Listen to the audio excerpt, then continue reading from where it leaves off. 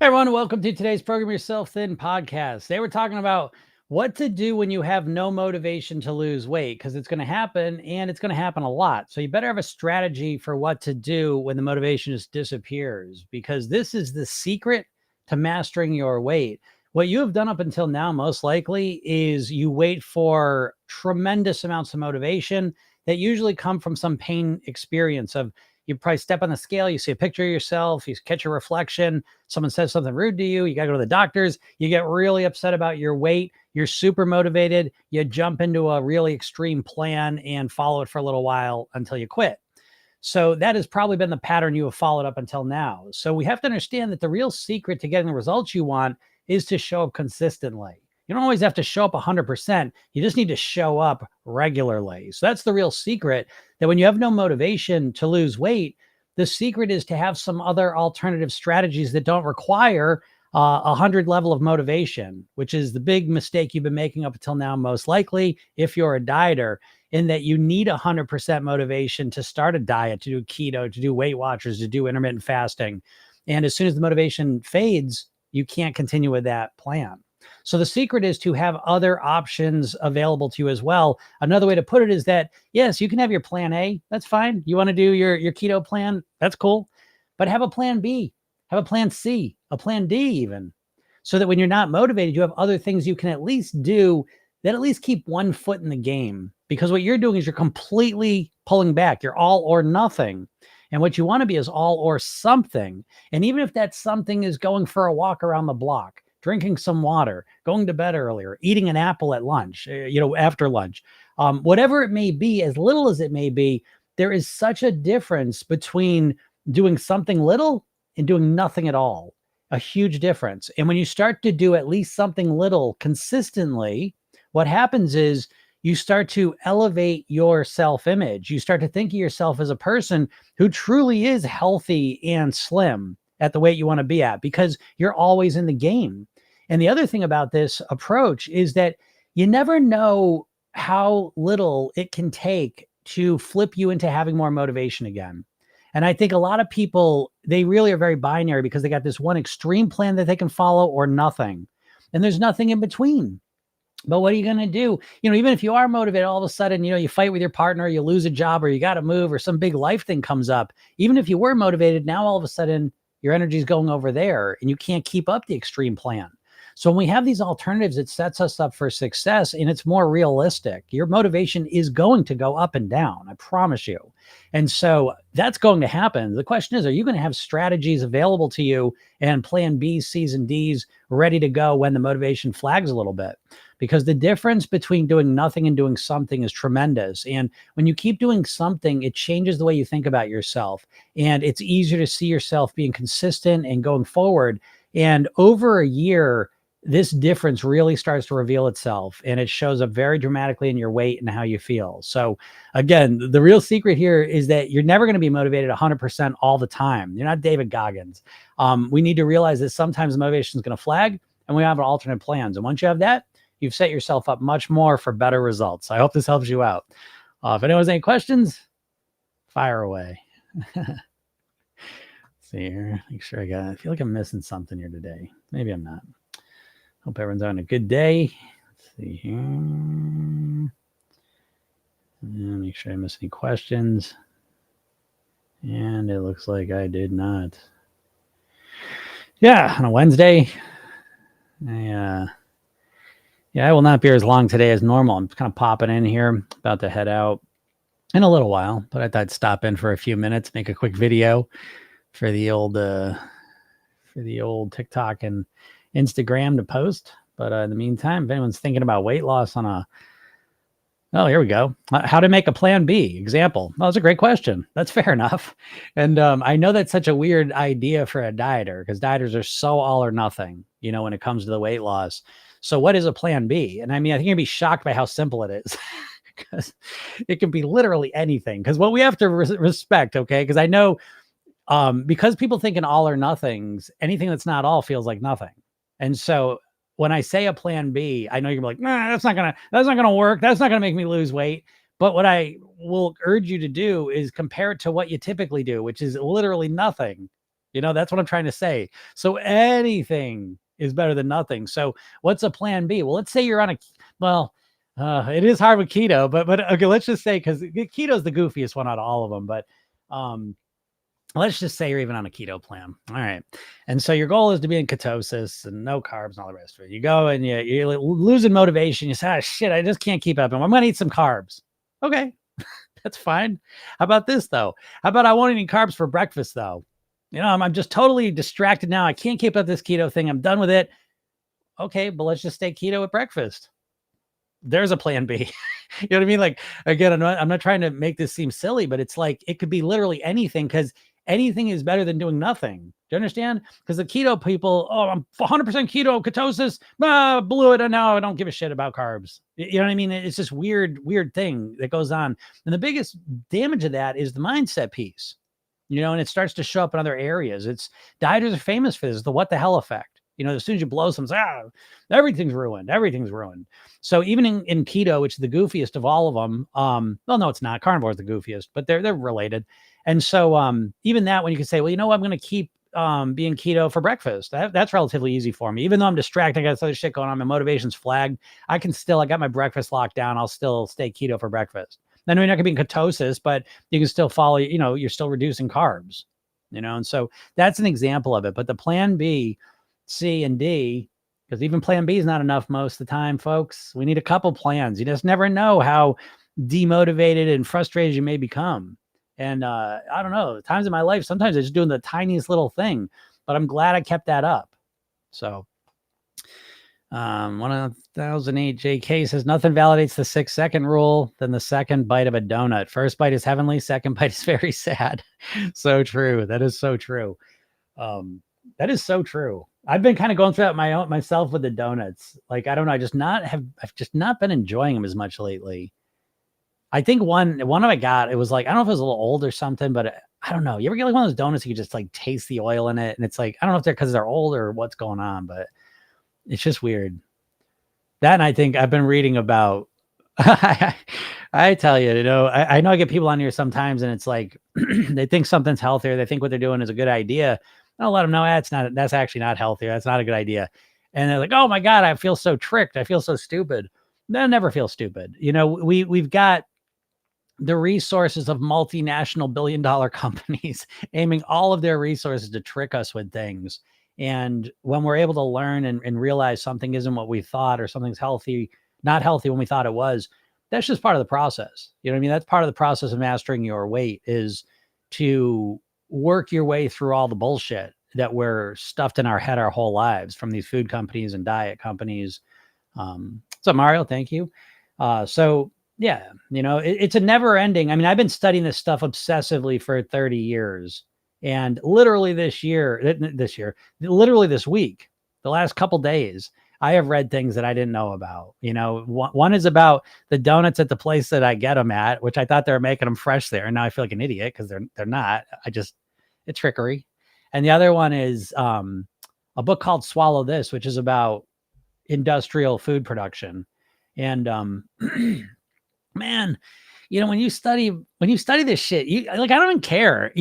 This is why I try to tell you guys all the time that the way I'm able to handle my weight it's not a willpower thing.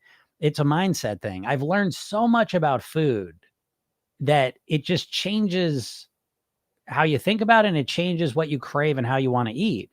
And I compare it to the cigarette thing, whether you were a smoker or not, you went through it, right? We all went through it. I wasn't a smoker, but I saw in the 80s, 90s, there was so much education about what cigarettes actually did to you.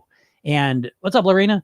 And that education changed the way we thought about cigarettes, and for it tanked smoking rates in America, because as people really start to understand, see things clearly, you change the way you feel and, behave with those substances. And the same thing's true with the food. If you really saw what you were eating, how it was prepared, what's actually going into your body, if you really internalize that, you would make different decisions. But you live in a state of ignorance. We all do. They keep us in a state of ignorance. We don't know I promise you. I fucking promise you. Because you can't study this shit much more than I do. And I promise you, I'm constantly finding new stuff that I had no clue about. And so I promise you will too. And what you think the food that you're eating is and what it actually is, how it's actually prepared, what it's actually, got in it, you don't know. And once you do, it's definitely kind of like, I don't really want to put that in my body. So that's always one of the most powerful programming things you could do is just watch documentaries, read books, learn about the foods that you're consistently putting in your body. That'll change you up real quick. But anyways, see, I want to miss anyone's questions, and I know where the hell am I? Okay, there we go. I'm caught up here. And Jerica, how's it going? It was great talking to you last night. Yeah, yesterday went great. No binge. Thank you for your new perspective. Yeah, it was great getting to speak with you, Jerica. It was a real pleasure. And I will send you the replay to that coaching call so you can have that. And just a little word of advice, you may want to consider signing up for the coaching because you are a person who would do very well with it because you understand the system and you're very responsive to coaching. So what's up, Lorena?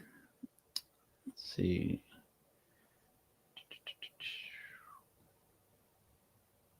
Mario says, missed your answer. If we all ate the same, would we look similar, even the same? Seems right. No, we wouldn't look the same. We're all different. We're all different. So, if we all ate the same, well, I mean, again, I answered this the other day, but it was, in America, most people do eat the same. And so, yeah, they all look the same. They all look overweight and obese. Ugh, tough shit, everyone. What am I going to say? In America, 72% of the population is overweight or obese. So that's because they all eat very similar processed food diets. So yeah, I mean, there's your answer to that. Yeah, Americans all eating the same. I mean, obviously there's always outliers, but the majority of Americans eat the same, and the majority of Americans are overweight or obese. So there you go. You're probably asking if everyone ate less, would they all look the same? Yeah, because you can look at America. Again, you can just look at the numbers before the 1980s. Obesity rates and overweight rates were way lower. Type 2 diabetes was way lower. So yeah, absolutely. We wouldn't all look the same because there's differences in people, but weight wise numbers would look similar. Dimple Bow says, I feel like I ruined my whole day and diet just by having coffee with sugar and milk for breakfast. I feel like I'm not supposed to eat any sugar, and I hate myself too much after drinking coffee. Well, boy, that comment's just loaded with a lot of red flags for me. The first one being, and I mean, the hating ourselves, you're never going to hate yourself healthy. I'll tell you that. You can't hate yourself healthy because things that you hate, you don't want to support and make beautiful. You know what I mean? Things you hate, you usually want to punish. And so I would never hate myself about anything. I mean, you make the best choice available to you at all times. And I know that's a weird thought for people, but it's a nice one. And I believe it to be true. But I don't know why you would feel like you ruined the whole day and diet just by having coffee with sugar and milk.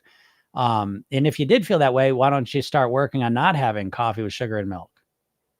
Unless you're trying and then you can't, and then you say, oh my God, I blew the whole day. Very diet oriented thinking.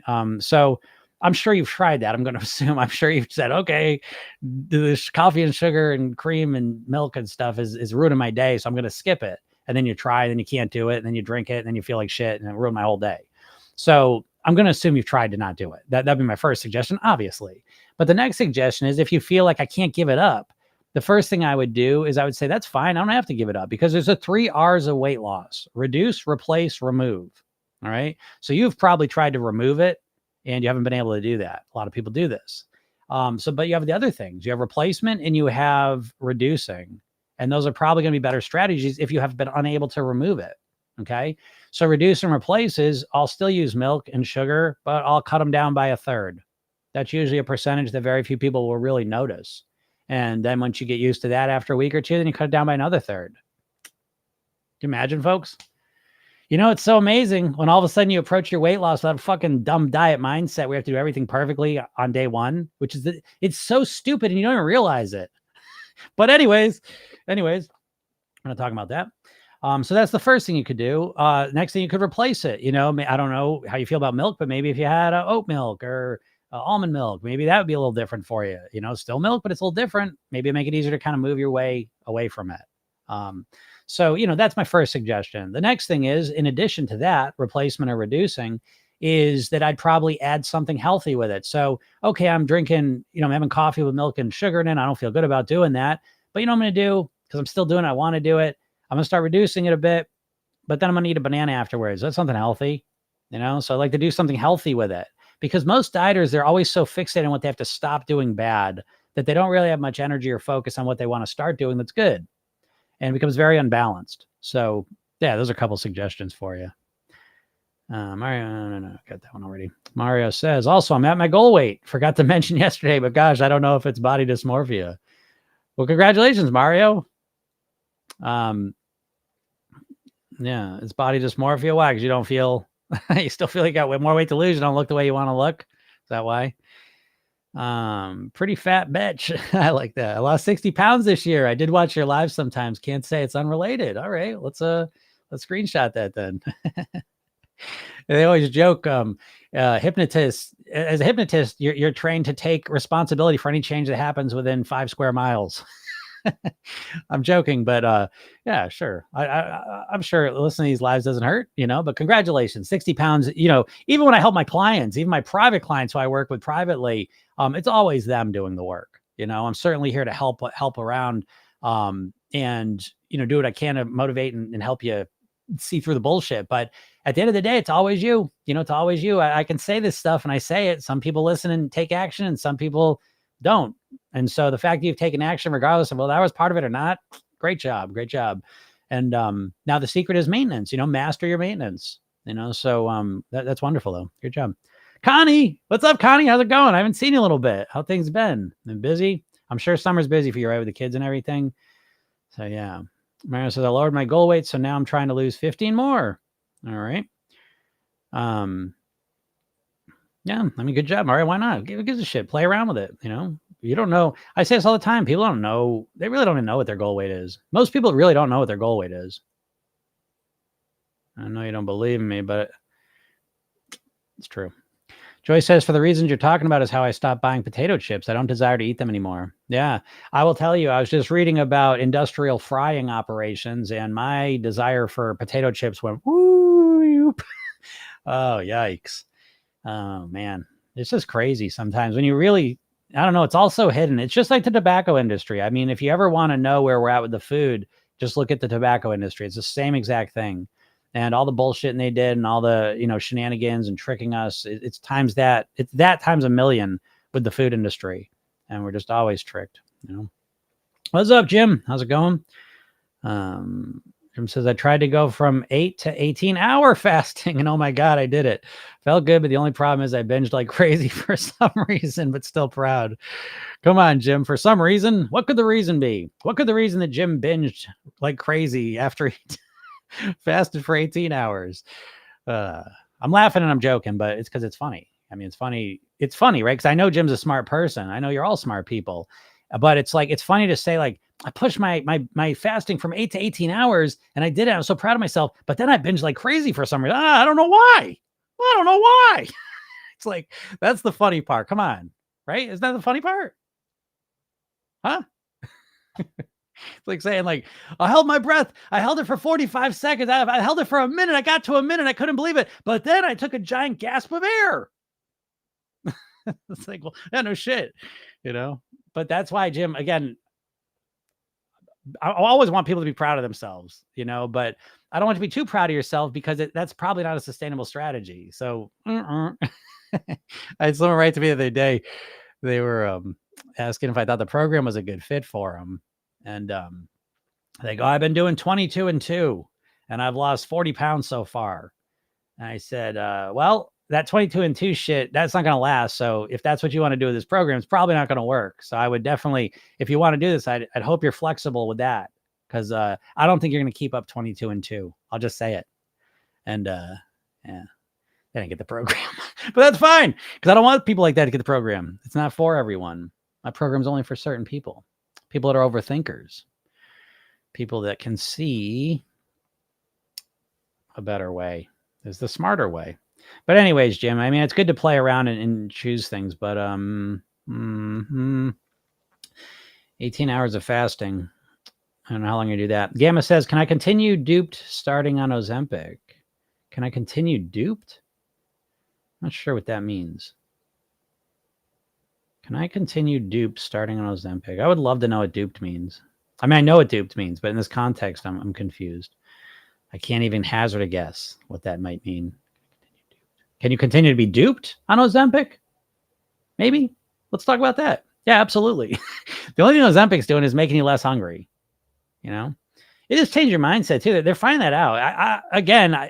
I'm not against Ozempic or any of those drugs, you know, and I think if you're morbidly obese, very overweight, and you don't have the time, energy, or desire to want to dive into the mindset, lifestyle, and eating piece of it, that's probably your best bet. It's probably a good decision to make.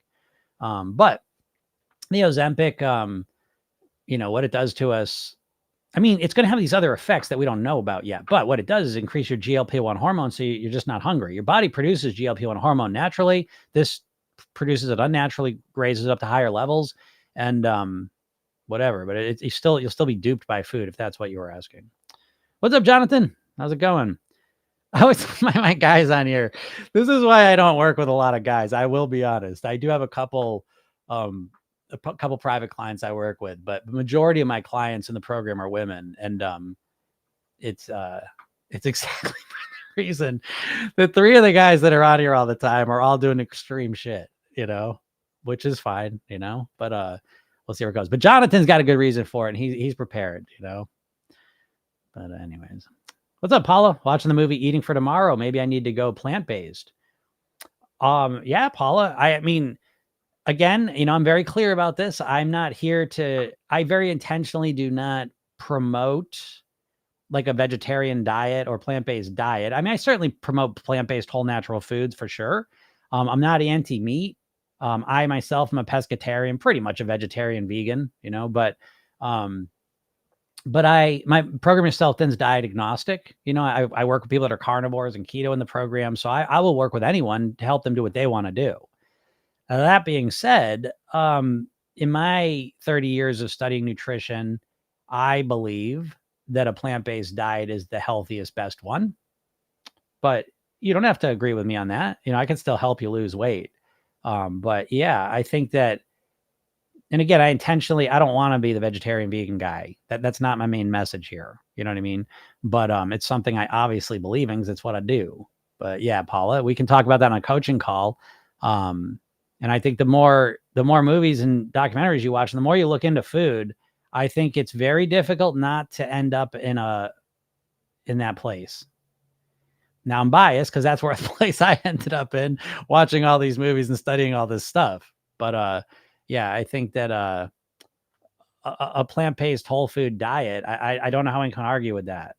You know, that's why I find the carnivore thing to be so cynical and it's just bullshit to me, but whatever. But yeah, I think I think that's a good idea, Paula. It certainly makes weight loss easy. You know what I mean? For sure. For sure. Lorena says, I had some binge period after septoplasty, but started yesterday to make better choices and feel good. Yeah, great job, Lorena. And again, give yourself some grace. You know, when these big things happen, we get surgeries, we lose a job, we got to move. It just all big stressful things happen in life. It's important to understand that it's going to impact your eating probably. You know, again, this diet thing is like, oh, you get your goal weight and you're just going to be there forever. Nope. You're still a human being living a human life, and you're going to have ups and downs, you know? And so when you get surgery, that's a big thing. So give yourself a little bit of grace and let the binging go. You know, if it continues as you get out of the surgery phase and you get back to your normal life and you're still binging, you know, now it's something to really focus on. But I wouldn't focus too much on it, considering, you know, speaking of that, I mean, Paula doesn't mind bringing this, but Paula's got surgery coming up, you know, and she's on medicines to increase her appetite. She's got the kind of the stress of thinking about the surgery and the aftercare of it all.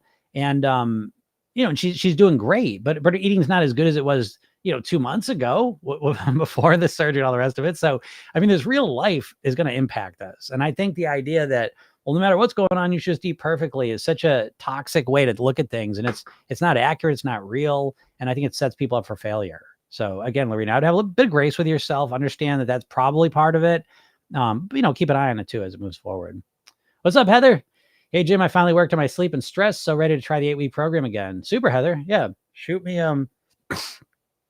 just shoot me a message if you ever want to start it, and I'll restart the audios for you. Ashley says, thoughts on dairy. My thoughts on dairy are that, I'm not a baby cow. I know that for sure. I like to think of the first person that tried cow milk and how he explained that to the rest of the tribe. I'm kind of joking, but I think milk is really, again, the way you feel about milk is mostly a propaganda job because there's a lot of money to be made by milk. That being said, I think it's important to understand that a lot of the world can't drink milk because they're lactose intolerant. Almost 100% of Asians, close to 75% of African Americans. And so that's the first thing is if you drink milk, how's it affecting you? For me, milk was very inflammatory. I would get very phlegmy. And I don't think it was good for me. I eat cheese a little bit here and there, you know what I mean? But I really have cut dairy down tremendously decades ago, and I've never looked back. I feel better than ever. I believe milk is inflammatory for our bodies. For most people, I will say most people. I think that's what I'm trying. That's why I tell you about the lactose intolerant, because I think the core message, everything I say here is there's no right or wrong. There's only what works for you. There's so many different bodies and people on the planet that I can't just tell, milk's good, milk's bad. I think you have to see, how do I feel with it? How does it affect me? And I think I don't think in any way milk helps weight loss. I think consuming milk in any of its forms only makes weight loss harder, in my opinion, because all milk-based things are pretty much very calorie dense. So again, if you live in America and you want to lose weight, I don't see milk helping you out, but that being said, it may. So again, I would reflect on your own experience with milk and how your body responds to it. And I'll experiment with that and then kind of take it from there, but those are my general thoughts on milk and dairy in general. So yeah, what do I drink a little bit of cheese here and there, of ice cream occasionally, but it's nothing I have as a major part of my diet. And I used to consume dairy. I wasn't the biggest dairy consumer, but I consume dairy regularly, consistently every day usually. And yeah, I feel a lot better without it. So everyone's, I think, should experiment with it though, because we're bullshitted with it in this culture to consume so much of it. Leanne says, should I intuitively eat or should I count my calories? I don't think you should do either. Intuitive eating is bullshit, folks. Your intuitions, if you're overweight, your intuitions, it's because you got overweight intuitions. It's like telling a gambler, hey, just intuitively stop gambling. Huh? Yeah, just use the gamble intuitively. Like it's a weird concept. I know what they mean, but it's bullshit. What? Because you don't, eat like your ancestors did. Well, you don't live in the fucking environment your ancestors did. So that doesn't mean anything. We live in an alien world here where we're constantly surrounded by hyper palatable addictive foods. So go ahead, let me know what intuitive eating is going to do for you. You know how you're going to do? You're going to overeat. And then counting calories is so crazy because it's like the idea that you're going to micromanage everything you put in your mouth is so unnatural. It's such a weird thing to do. And what you'll most likely find is you get sick of doing it. And so that's not a good strategy either. So I like to go somewhere in the middle, which is structuring my eating. And it's a more loose way to, you're not counting calories, but it allows you to kind of recognize them and manage them in a more intuitive way. So that's what I think about that. Jonathan Walker says, hi, going really good. He's talking about Jonathan's doing a kind of extreme diet. Going really good and fast, but don't want to talk about it much. It's not the best way to lose weight. It is the best way to lose weight, Jonathan. Understand that. It's the best way to lose weight. It's not the best way to keep it off. Let's make that distinction clear. The best way to lose weight fast is to diet. And the more extreme the diet, the faster the weight loss, most likely. Okay. What I'm talking about is how to live at your goal weight, but Jonathan, we've talked about this and Again, situations come up though, like, oh, you got a wedding coming up in 4 months. Please don't do program yourself thin. Go pick a diet, count your calories. If I really wanted to lose as much weight as possible in 4 months, what I would do is I would probably count my calories. That's probably what I would do. I would probably do calorie in, calorie out, and I would restrict my calories pretty significantly. That's what I would do. Probably. Now, it wouldn't last probably for most people either, but that's probably what I would do. No. Don says, Jim, I'm off to Hawaii Friday for a week. I'll be having a pleasure meal each day. Great job, Don. That's wonderful. Have a good time. Tropical Peace says, can you give us examples of positive affirmation in past tense, which can help us the way we think? A positive affirmation in the past tense. Like, I used to be slim. I was a good person.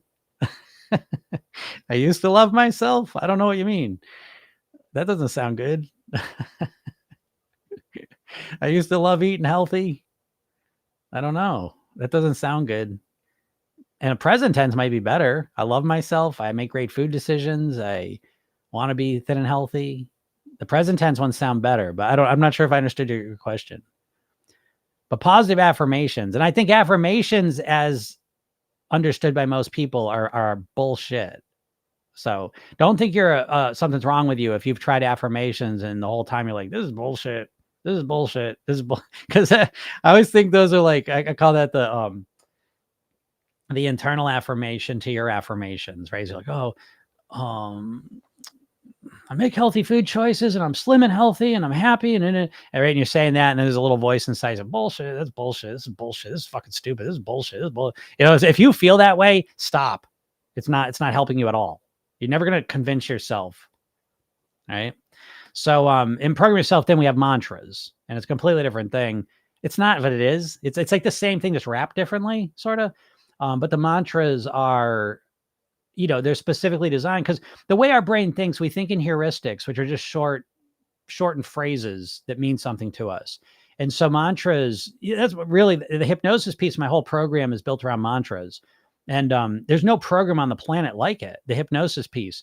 I tell you guys this too. I'm going to make the hypnosis program available to you because I realized last night what I'm going to do, and I'll make it crystal clear to you. Because I was like, I was telling, you might hear me say, well, I think you need to learn how to program your own mind. I think you need these weight mastery blueprints to master your weight, right? So how am I going to sell just the hypnosis program? I say, you know what? I can make you guys lose weight.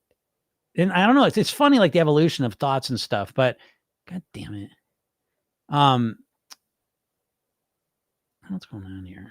My computer's running funny. I can make you guys lose weight. I realized last night, like I know that, but I for a lot of years, I didn't want to help you lose weight. I wanted to help you live at your goal weight. And I make that distinction. I said, Jim, stop being an asshole. If people just want to lose weight, that's their prerogative and that'll make their life better. And that's great. You can't make people want to master their weight. I realized this last night. I said, you know what? I'll sell the Imprint program. It's the number one hypnosis program on the planet. And I already know this because I get people all the time telling me that they absolutely love this. Some people, they don't even do the other parts of the program. They just listen to the hypnosis. Because think about this. My hypnosis program, it's an 8-week program. And every day you get a hypnosis session, a 5-minute hypnosis session. So it's easy to listen to. And you listen to that in the morning. And each day is a different mantra. And so you're relaxing, you're calming down, and I'm putting this good shit in your head. And that causes you to go into the day as a different version of yourself, a better version of yourself. And then at night, each week, there's a sleep gnosis session you get. So there's 8 of those. And each one of those has a core weight loss mantra in it. And you listen to it as you're drifting off to sleep, or there's a version where you can listen to it at night and then count you out and you go about your day. There's 2 versions of it. But yeah, I was going to make this program available. It'll be $100. It's probably be $50 cheaper than your local hypnotist who has no clue what they're doing. And so I can help you lose weight. It's easy. But I think ultimately, and I'm letting you know, this program will be available in a couple of weeks, but I will be crystal clear with you that I believe that you need to learn how to program your own mind, which is why I teach you the Program Yourself Thin technique. And I think you need to create your own weight mastery blueprints, which is a mindset, lifestyle, and eating blueprint customized to you so that you can master your weight, meaning you can live at your goal weight for the rest of your life. I think you've got to have some understanding of it. But like I said, I give people the choice. You don't give a shit about that. You just want to lose the weight. Cool. I got you. This program's crazy. It's 57 daily hypnosis sessions, all with a different mantra in it. There's 8 sleep hypnosis sessions you get, and there's this hypnosis library, 25 sessions in it. Like I said, it's the #1 hypnosis program on the planet. There's nothing even close to this. So I'll give that to you guys. I'll sell that to you. And I'll encourage you to upgrade to get the full thing, but that'll be your choice. But anyways, yeah, so affirmations are dumb. Mantras are good. I'm kind of joking. A little bit, kind of a little joking. Mario says, but I'm so thankful I had this realization. Since I've started listening to you, I've lost around 45 pounds. It's crazy. Well, let's screenshot that, because we always like I told that was my, and I'm going to rate to Christy here, but it's like, I get like my I don't want to get into this. I don't want to just be talking how great I am. I can't just get in here and just talk how great I am. But it's like I help people lose weight constantly. Like my rates of weight, not everyone, but a good percentage of the people that I work with are losing weight equivalent to what they're losing on the fucking weight loss medicines, which is about 15% of their body weight a year. And so I get people all the time. People just listen to the podcast.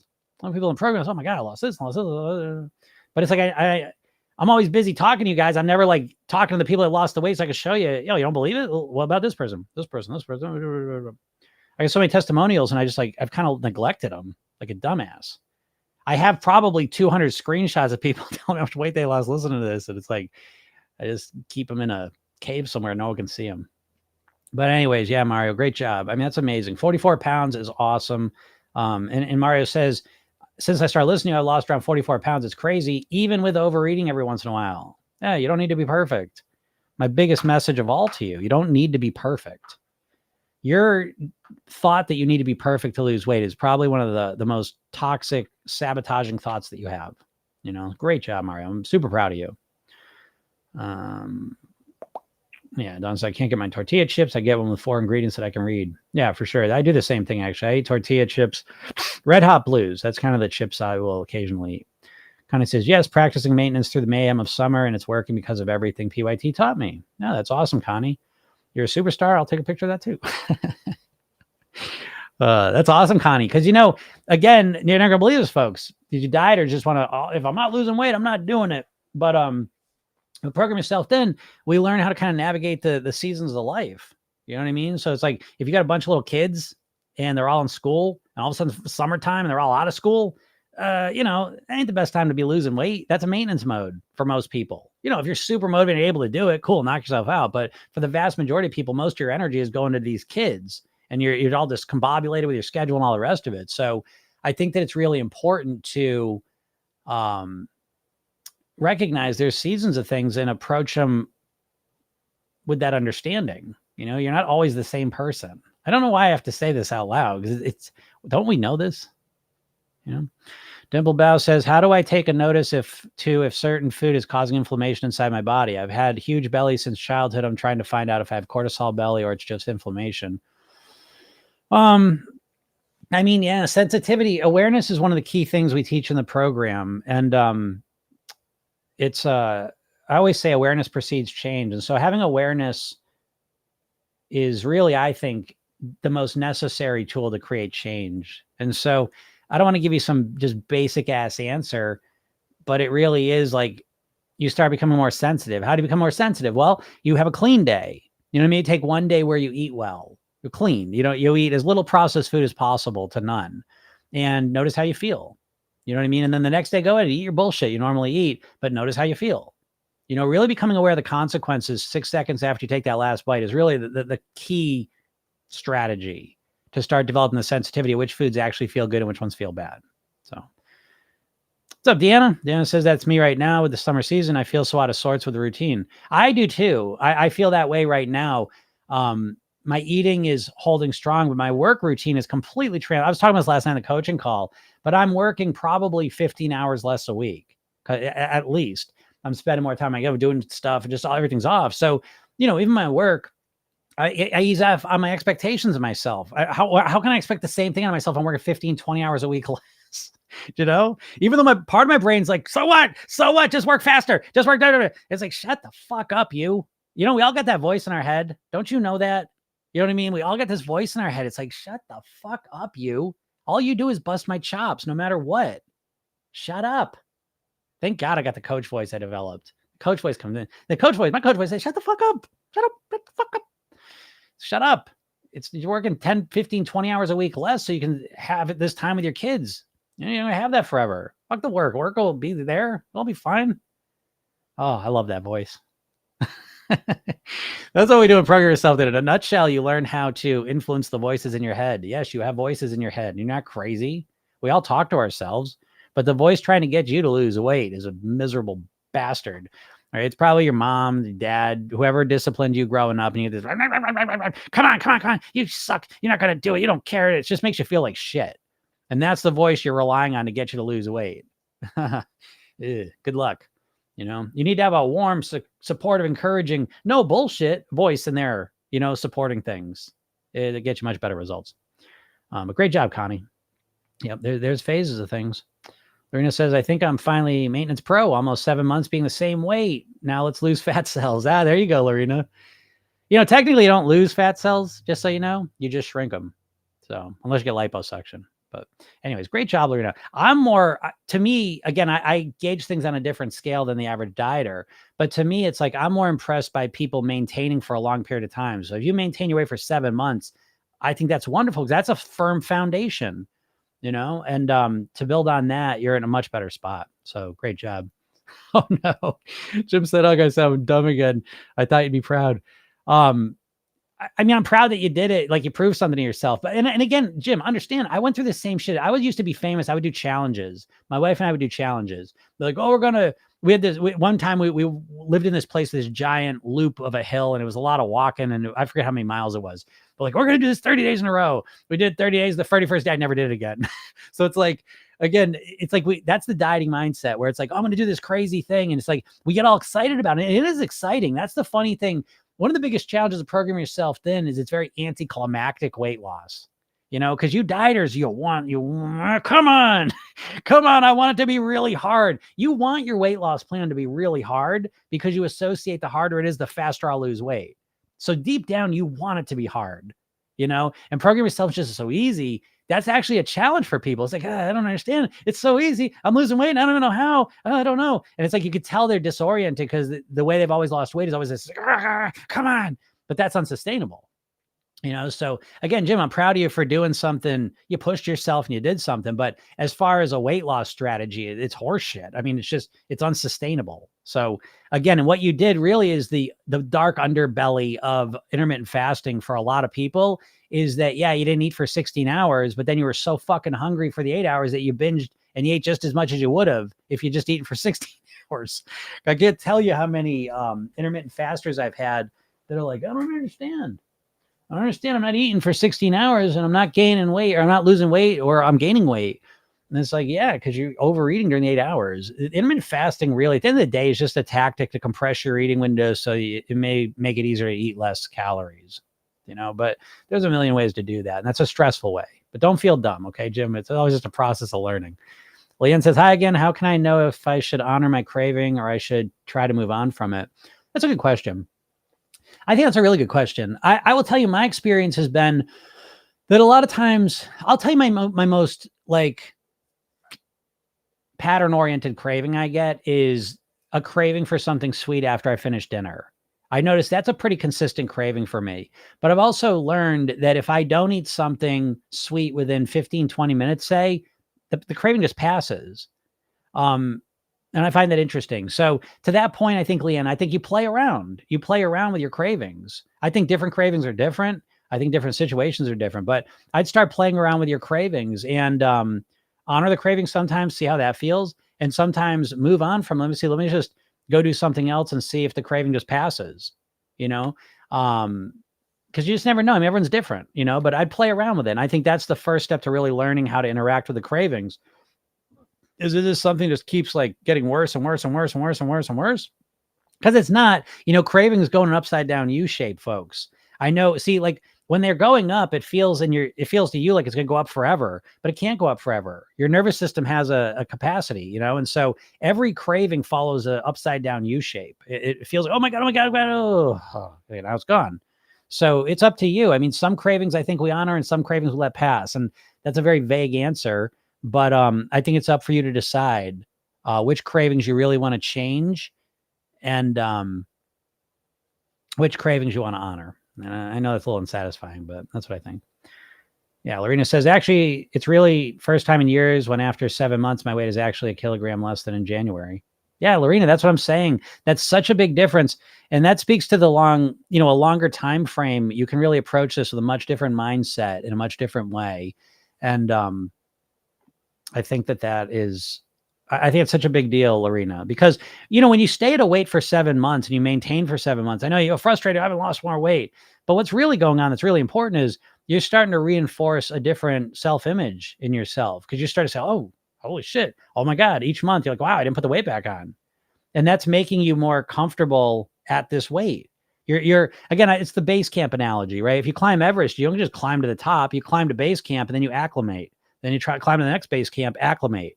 And I think it's the same with the weight. I think you get to a weight and I think you got to acclimate a little, And so I think that's a really big deal, Lorena, for you, because now you've stabilized things. You got things kind of locked down. Then go to the next phase. You want to lose some more weight. You've got a much more solid foundation under you. So again, I'm very impressed by that. I think that's great. Jim says, since you always talk about healthy foods, what's your favorite junk food? Please tell us. My favorite junk food is I eat these spicy chips. They're Red Hot Blues. So I hate to disappoint. They're I love them, but everything's relative. That's what you have to understand. Everything's relative. So I eat a very whole food, natural diet mostly, and I don't eat a lot of processed food. And so for me to eat Red Hot Blues is an outlier kind of thing, and so I enjoy it. I like them. And that's pretty much it. I eat Chipwiches sometimes. That's kind of a, I don't know if you know those, are like the chocolate chip cookies with ice cream in the middle. And it's total bullshit. It's total bullshit. It's not even food. You know what I mean? But I eat those and I like those. Peanut butter cups sometimes, although less and less as time goes on. I find my desire for processed food gets less and less and less each and every week. It just feels that way, but, I don't know, junk food. I mean, I love pizza, but I make my pizza. I like a pizza oven. I make my own pizza. So again, it's, and it's funny because I had a shit ass pizza a little while ago and it was so gross. So it's like, I have no desire for like processed food pizza. It doesn't taste good to me, but, so yeah, I don't know. Are those junk foods, if I make my own pizza, because it's like my favorite pizza right now anyways, is I got like a whole wheat dough. I'll take like a can of chopped up clams. I'll put them with like really good quality olive oil, the cold pressed and really solid. Put that with some garlic, mix that all up, some red peppers in there, put that on the pizza, cook that, and I'll eat that. So again, even my junk food is better than like getting Domino's by 100 miles, so I eat burritos, you know what I mean? But again, the burritos I get, it's the place that they make everything there. I wouldn't go to Chipotle. I don't want to eat at Chipotle. I mean, if I'm on a pinch, I will, but I don't want to eat any fast food places because they're putting bullshit in all the food. So, even the junk food I eat is still pretty natural. And that makes all the difference in the world. I can't stress this enough. The bullshit they put in the food, in the chains and stuff, you can't even realize how bad it is. These are multi-billion-dollar companies that are doing everything they can to get you addicted and overeat their food. So I really don't frequent them very often. So those are kind of my junk foods. I mean, it says, but my goal is to get, whoop, shit, I missed that.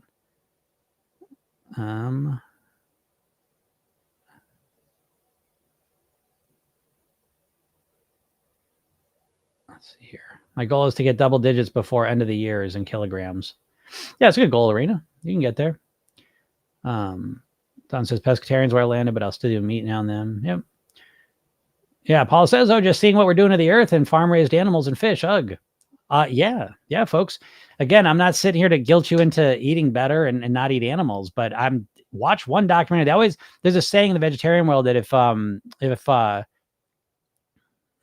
if meat processing plants or butcher shops were, I forget what's the word. I don't know what they call them, slaughterhouses. If slaughterhouses were made with glass windows, no one would eat meat, you know? It's just true. You know, I'm not sitting here. I'm not forcing that on you, but I think it's very true. I think if you just open your eyes and look at what you're eating, there's a veil of ignorance that protects you from seeing what you're actually eating. And I think once you see it, it's very difficult to want to continue eating the same way. You're again, I'm promise you got a veil of ignorance over you in terms of what you're eating. And that is the biggest reason why you're eating so much meat, you know? And yeah, and farm, I wouldn't eat farmed shit. You couldn't pay me to eat. That's part of the reason. Like, so why did I become a vegetarian 25 years ago? It really wasn't for the animals. It wasn't that, you know, listen, I want all the animals to live and all that shit, but that's really not my main motivator. My main motivator was I was like, and again, back then, it's really going to help me control my weight because all my worst eating calorie wise involved meat. And so I was like, if I stop eating meat, that's going to make it so much easier to control my weight. And because back then there wasn't alternatives. So meat substitute alternatives. So that was a big reason. But the other thing was, I don't think the quality of the nutrition is good. And that was 25 years ago. Now it's just worse. You know, you got these animals that are bred to just be as big as possible. They're kept in feedlots their whole life. They're eating diets that aren't their natural diet. It's a tremendous stress. It's I don't like farming. I wouldn't eat, like, I eat fish. I wouldn't eat farmed salmon. I wouldn't eat farmed fish. It's disgusting. If you watch how farmed fish is raised, it's disgusting. They live in shit. It's gross. And so I don't want to eat fish that just live in shit and eat shit all day long, and then I eat them. That's gross to me. So I will eat wild sockeye salmon. I'll eat clams. I'll eat certain fish that I'll never eat farm fish, but I'll eat a couple wild caught fish. Once a year I'll eat swordfish. Occasionally I'll eat some tuna, but primarily my main fish is sockeye salmon, which is natural, and the clams. Those are kind of my two big ones. And sometimes, like a haddock, but yeah, I wouldn't eat farm fish, and I would not, I definitely wouldn't eat farm meat. So that's me. But again, that's not what this is for. But I hear you, Paula. Yeah, again, and anyone watches one of these documentaries and sees what actually is going on, I think you would all feel that way too. Don says, Jim, what is your maintenance range, meaning pounds? I'm doing 1-3 up, down, seems to work well. I used to do 5 pounds, but now I rarely, I don't know, like I've dropped 5 pounds without even trying over the last 6 months, I would say. And I did that by I've been doubling down on my lifestyle pieces. I've been getting a lot more sleep. I've been meditating consistently for a while. My water, I've just everything lifestyle wise, I've kind of like dialed in, and I've noticed my weight's gone down even a little bit more.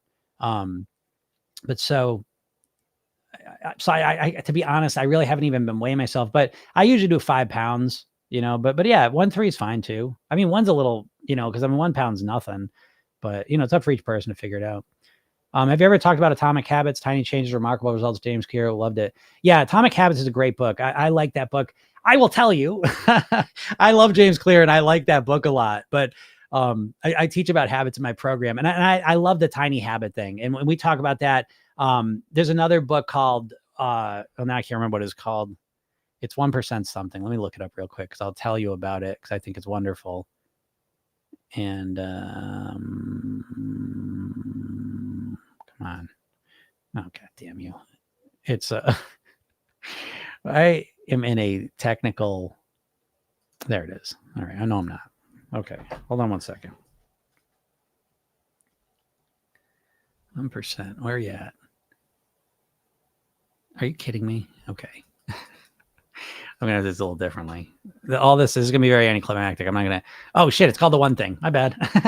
So The One Thing by Gary Keller. He is the guy that started the real estate company, Keller Williams, So I thought that was an interesting book. But he talks about the one thing, and it's focusing on one thing at a time. And I kind of internalized that as the 1% better every day philosophy, which is right in there with James Clear. And so I love James Clear, and I love the concepts and ideas he teaches. And what I find is really my issue with almost everything I read and find out about is, how do you take that and then implement it? And that's where I think that the mental programming, the hypnotic program we do in the program, really comes in. Because it's one thing to know, oh yeah, I should do that. It's another thing to install it into your procedural memory. And so again, I love the book and I like those concepts a lot. I literally teach them in my habit section of the program. I reference some of his.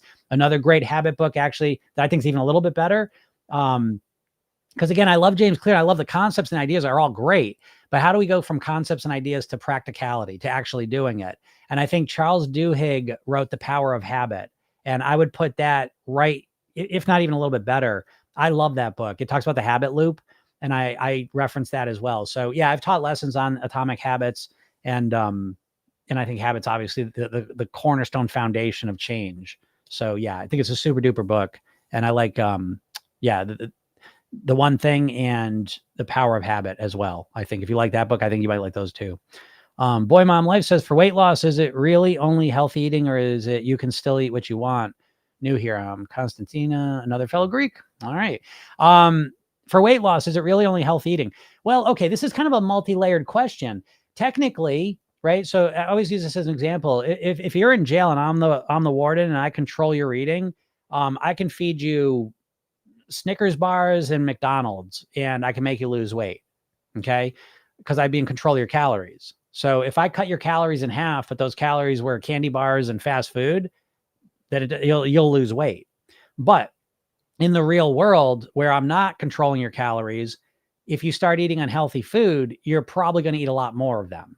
Okay. So that's the big difference, that if you start eating healthier foods, your hunger is going to be more satiated. You're going to be more satisfied, able to make better food choices. If you eat more processed junk food, fast food, you're going to be compelled and triggered to eat a lot more because you're always hungry. You're never satisfied. So technically, if you just cut your calories down, you'll lose weight. But in the real world, if you're doing that by just, if you're cutting calories, but you're still eating shit food, you're going to have to fight against that forever, most likely.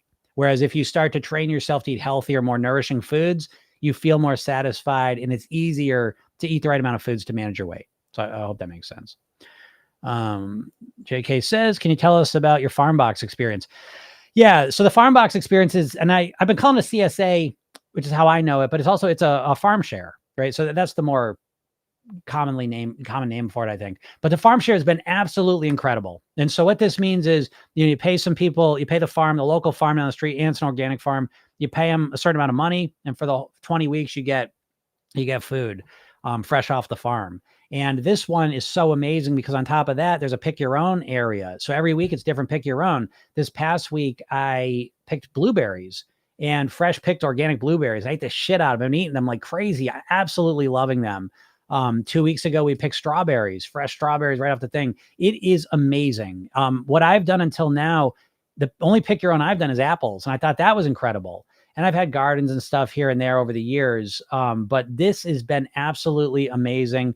It's all whole natural foods from my biome, right? It's in the general area I live in. They're fresh picked. They look different than the bag stuff I get. And I get usually organic stuff anyways. It's just a higher quality. It's amazing to eat it. I feel connected to the land. It's been absolutely incredible. And I'm only a third of the way through it. I'm looking forward to it. It just keeps changing every week. So there's a natural kind of excitement to it. It's fun. I can't say enough. If you all have a farm share CSA around you, I can't speak highly enough about it. It's been absolutely amazing. I wanted to document more of it, but I haven't. I wish I had. It's incredible though. So yeah, I've absolutely loved it. The vegetables are amazing. The fruits are amazing. And the whole experience has been really grounding and awesome. So yeah, I've loved it. Jones says, Dr. Caldwell Estelin says calls heart disease, diabetes, and cancer foodborne illnesses. I love that phrase. I think that's wonderful. And I think it's true, Ronnie says, talking about the moderation days, how can I practice moderation eating on pleasure days if my pleasure food is low in fiber, which makes it harder to know when I'm truly satiated?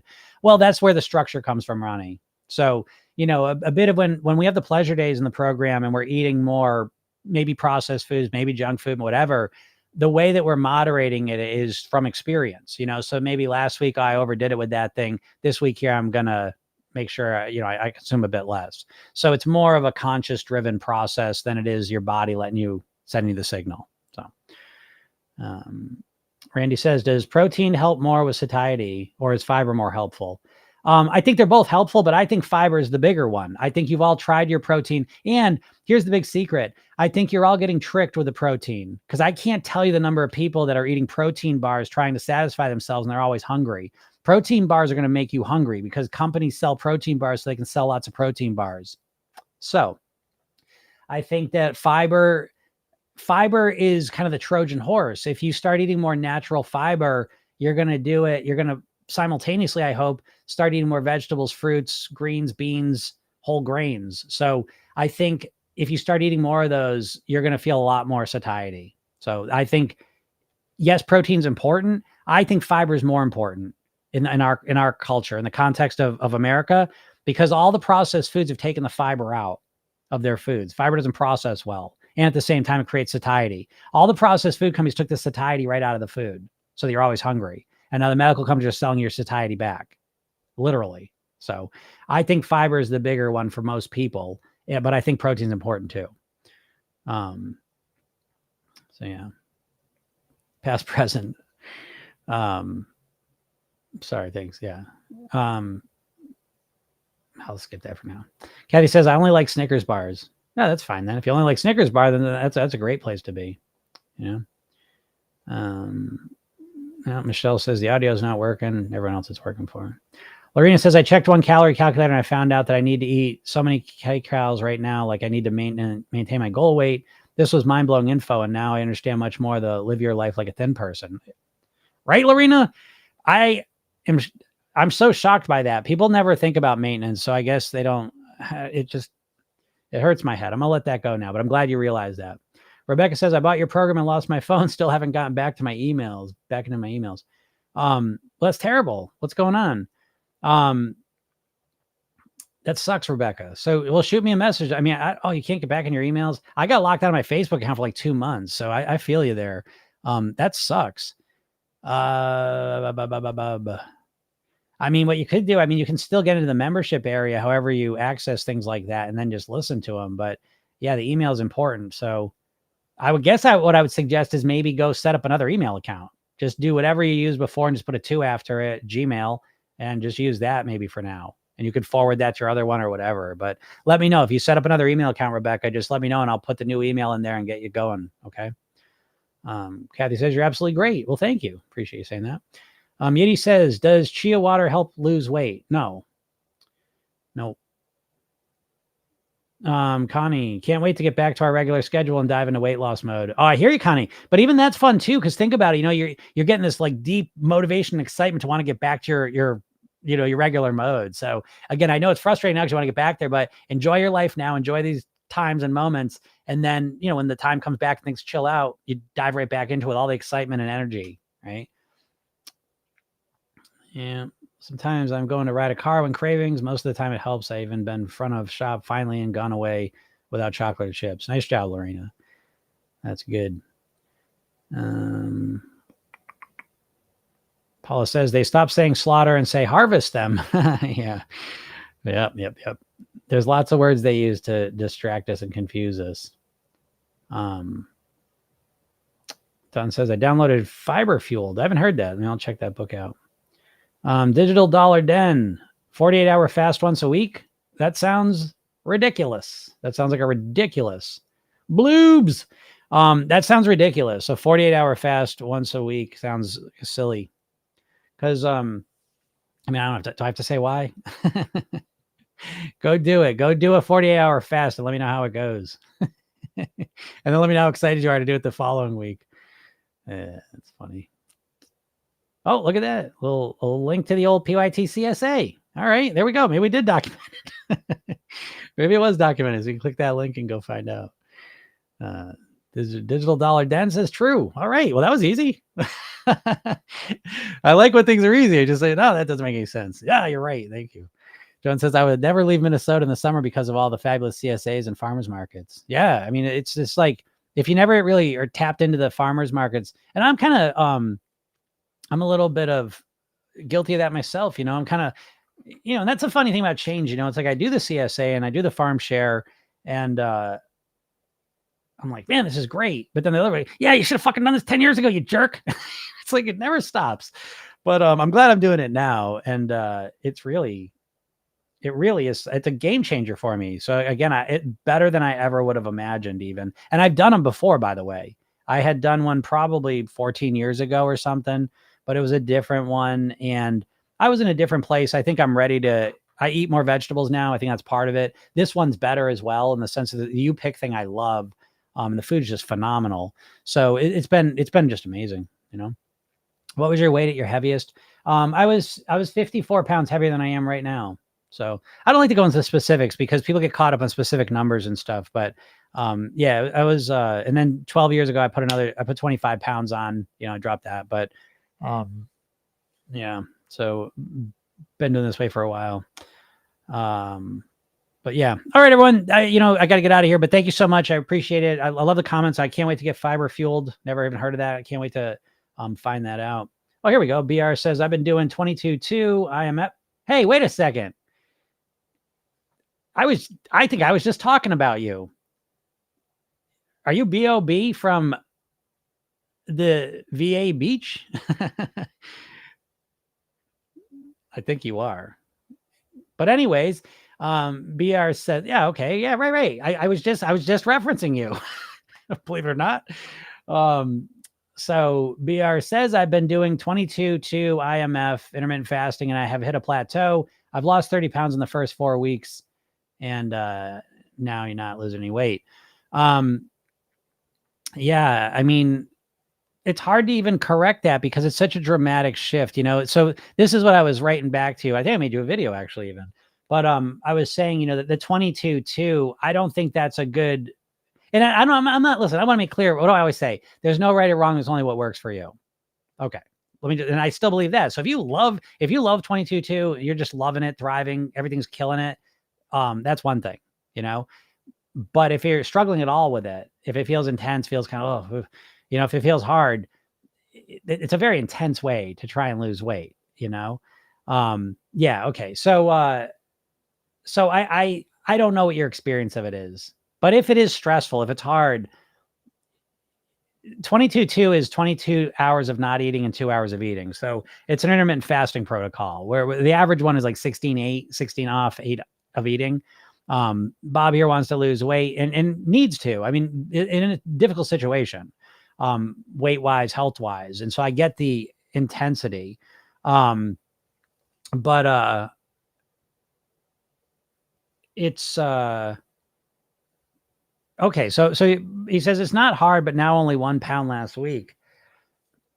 But weight loss is inconsistent and unpredictable in the short term. I mean, if you've lost how much weight?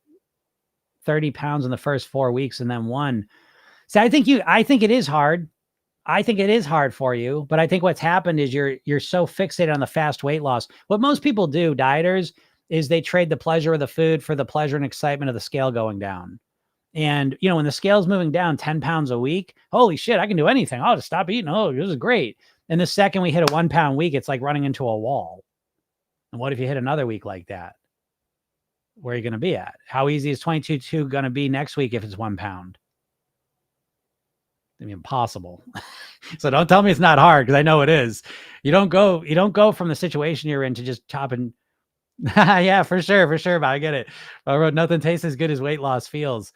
But notice that I never say that as a mantra. And I very specifically would never say that as a mantra, because the mantra I really build the whole program on is nothing tastes as good as thin and healthy feels. Because the weight loss ends at some point. And sometimes the weight loss just stalls. And so as soon as the weight loss stops, everything starts tasting fucking amazing. So Bob, you're in a little bit of a pickle here. But again, I know I was just saying this. I literally was just saying this. The guys in here, this is why most of my clients are women, but most of the guys in here that even listen to me all the time, one's cut his calories by 50%. One's trying to do an 18-hour fast yesterday and binged on everything. Mario's doing great. He's got down his goal weight. I'm not sure exactly how he's doing that, but he's done great and got down his goal weight. And doing a 22.2 thing, it's hard not to, because we got a lot of guys. Yeah. So Bob says, well, so hit me. What should I do? I don't know. I think it's hard, because I know your mindset, you just want to lose the weight quickly. You know what I mean? So if your main goal is to lose the weight as quick as possible, program yourself thin is not the plan. You know what I mean? So if you want to continue losing the weight as quick as possible, I mean, what you do first, I would say, okay, let's look at the first 3 weeks. You're losing 40 pounds. You're losing 12 pounds a week, making a drastic change. And so, the 22-2 thing, first of all, is just the opening. That's just the door you walk through. Okay, let it be known. The 22-2 is just a tactic to compress your reading window. So really it comes down to what are you doing during those 2 hours? So let's just say you've been doing this for what? Okay, you've been doing this 5 weeks. And 5 weeks you have been doing 22-2. So the first thing I want to know is, have you been 100%? 5 weeks, have you been 100% every single day is 22-2? So that's the first thing I want to know. Has it been 100%? And this past week where you dropped 1 pound instead of 12, was that 100%? No cheats. Okay, no cheats. 22-2 that every day. Now my next question is, what are you doing during those 2 hours? What are you eating? How many calories? Because that's the real question. All right, 22-2 is just the frame. The meat of the substance is how many calories a day are you eating? Yeah, you're just doing OMAD. Okay. And so during that OMAD, you're eating 1 meal a day. How many calories are in that meal? And what are you eating? I'm going to guess it's a meat. I bet you're eating a lot of meat. Let me know. Because what I want to know right off the bat is I want to know if there was any difference in behavior from the first 4 weeks to the 5th week. That's the first thing I kind of want to know. And what you're eating. I bet it's a lot of meat. Meat, fruit, and carbs. All right. Well, there we go. Thank you. I'm happy to hear that. So meat, fruit, and carbs. Where's the calories at? For that meal a day, are you consistently tracking the calories of that one meal? You must be. Where are we at calorie-wise for that? You're not tracking the calories? That's very interesting. That's so interesting.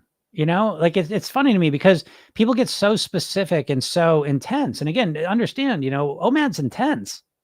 You know, especially if you're starting off at a high weight, you got there because you're eating all the time, most likely. And you just go, oh, I'm at 1 meal a day. But you're doing the 1 meal a day, but you're not tracking the calories.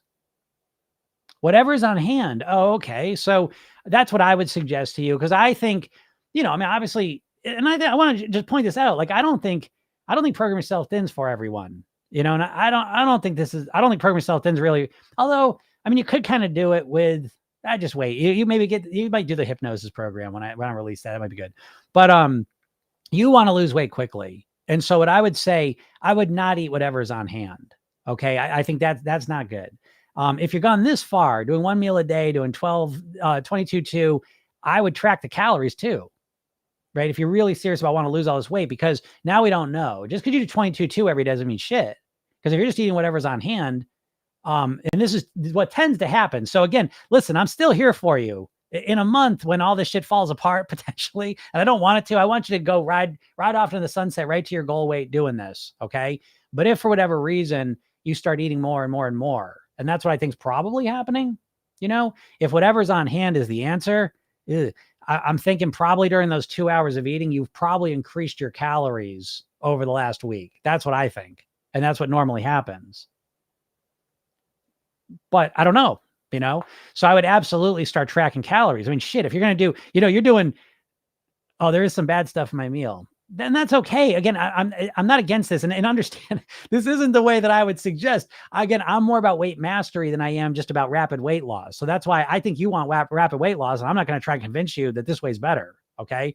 Go for the rapid weight loss. Fine. But what the fuck? It doesn't make sense to do 90%, not to that final 10%, but that's so common with us humans, you know? But so you're doing so much work on it, but do the next thing where you track the calories. Because I think what's happening is more calories are sneaking in, because this is the problem with diets. You know, you understand our whole body is a hunger. It's an eating machine. We are eating machines above all else. Other than we're breathing machines, then we're eating machines. And so when we cut the food way down, it's exciting at first because the weight's coming off, and then we start getting hungry and now if you're not counting the calories, we can, and this happens all the time with intermittent fasters and OMAD people, it's the licensing effect, by the way, where you're like, holy shit, I'm only eating 2 hours a day. And you're so proud of yourself for doing that those 2 hours a day, you don't realize you can eat a lot, you know? And if whatever's on hand is happening, I just thought I could do whatever during my window. It helps me to hold on. Okay. So here we come kind of full circle again. It helps me to hold on because it's fucking hard. Do you know what I mean? So, yeah, It's yeah, Angie says tracking my every meal is annoying and eventually becomes obsolete. Agreed. I don't think tracking's a good strategy long term. But Bob's not really so concerned with long term right now. He's concerned with getting the weight off as quick as possible. So in that situation, like I said, if I dramatically wanted to lose weight quickly, I would track every calorie. I would calorie in, calorie out. That's what I would do. I know it's not sustainable though, but again, there's different goals for different people and different ways to achieve those goals. So for you, Bob, no, you can't just do whatever you want in the 2-hour window. You could easily you might start putting weight on. Of the weight you lost, you could start gaining weight. Think about it. People that get stomach surgery to make their stomach this big can put the weight back on. You know what I mean? So eating in a 2-hour window is easy work to eat 2,000, 3,000, 4,000 calories in 2 hours. No problem. So, and that happens a lot of times, intermittent fasters and OMAD people. Again, it's the licensing effect. You're so proud of yourself for doing something good, moral, and virtuous and hard that now you lose sight of when you're actually eating. You kind of have this free for all. You're like, oh, it doesn't matter what I eat in this 2 hours because I'm not eating the other 22 hours. No, it absolutely matters. What your weight comes down to is the amount of calories you consume daily, weekly, monthly, and the average. We need to lower the average calorie consumption, you know? Yeah. So Angie says, yeah, they can. My daughter after her bypass surgery. Yeah. It's crazy. And I know a lot of people never think about that, but a lot, again, it's different numbers for bypass and the sleeve, but a considerable number of people put the weight back on. And that's really something if you really think about it, you know, because their stomachs are small now, but they're still able to put the weight back on, which again, just proves that it's all a mindset issue. Bob says, maybe I need to do your program. I mean, it depends if you want to, you know, if you want to keep the weight off for good, or if you want to do something drastic and lose the weight really fast, you know what I mean? And I can't convince you of that. And I wouldn't try to. Like I say, my program's not really for most people. It's for, I will be very clear. You have to be an overthinker. You know, you have to think a lot in your head. I think that's a, what's the word? Prerequisite, you know, for succeeding with the program. And you're the one who has to know that. But I think you know, what you would do is you avoid all the bullshit that you're going through. Hey, you lost 30 pounds. That's great. But unfortunately, you did it in a way that's unsustainable and, you know, or not, or double down on it, but just start counting your calories. You know what I mean? So it's like, you got kind of two options. You could do the program, but I don't know. Well, no, you could get on here and do it. I was going to say, because I know your situation a bit. And so I don't know where you're at financially. And I'm very sensitive to that. But it's like, if you could do the coaching, I think that would be tremendous for you because I know your situation. And I think when you get into a situation like you're in, to be honest, that's a relatively extreme situation. And people in that situation typically need coaching in my experience. So I can't say that for you. So again, you can try the $300 program and kind of see where you go with it. I'm on here. I can help you through here. The coaching, if you're really, really serious and really want to tackle it, because I can help you. What I do, basically, one of the big things I do for people is I prevent them from going down wrong paths, you know, and to some degree, this is kind of a wrong path and you've exerted a lot of energy. You've exerted a lot of energy this month to do a 12-2 one meal thing, cut the calories so low. You know what I mean? So you're a bit depleted now, which is probably why you've been eating more the last week and why your weight loss slowed down. And that's going to continue, you know? I hate to tell you that, but again, it's the excitement of initial diet. We all know that feeling. When you start the diet, it's exciting. You have, you're over motivated and it doesn't last, you know? So this is why you got to build a plan built for the long term, built for one that doesn't require 100 level of motivation, you know? So program yourself thin. I don't think I don't know. If you want to do OMAD, I would help you do it. I've helped people do it. I don't like it because it's like, to me, why put all that effort into something? If you want to lose the weight, I don't know. I'm flummoxed. You'll have to decide for yourself. I don't know. I can certainly help you lose weight quickly. I can help you do OMAD more effectively, you know, no doubt about it. And there's nothing wrong. You know, I talked to Jonathan about this, that I don't think there's anything wrong with having phases in your mind. If you have this phase where I'm going to lose weight and do extreme shit, but then I'm going to get to my goal weight and then I'm going to have to learn how to maintain pretty much from scratch, you know, like if you're fine with that, you know, then I think the program makes sense. But you're going to have two phases. And what will happen is you'll lose a bunch of weight quickly. And then we'll probably put a little bit of weight on if you go from OMAD to a normal setup. So I just say that at the potential risk. So I don't know. I'm not the best salesman of my program sometimes, but again, I don't want the wrong people in the program. So it's like, again, you know enough about it, Bob. I think you watched the video, and I've sent you a thing, and I'm happy to talk about it more. I'll be back on Friday, but I'm happy to talk to you about it more if you have more questions. Because if you do want to do the program, I want you to feel comfortable with it. But yeah, those are some things just to think about, So anyways, all right, everyone, I gotta get out of here. So if you're not in my world, make sure you go to my bio, click the link, get the hypnosis session, watch the video I made for you. Follow me here. If you don't follow me on social medias, follow me, because I got a bunch of new videos coming out, and you'll get notified when they come out. You might watch them and they might help you out a lot. They're all free.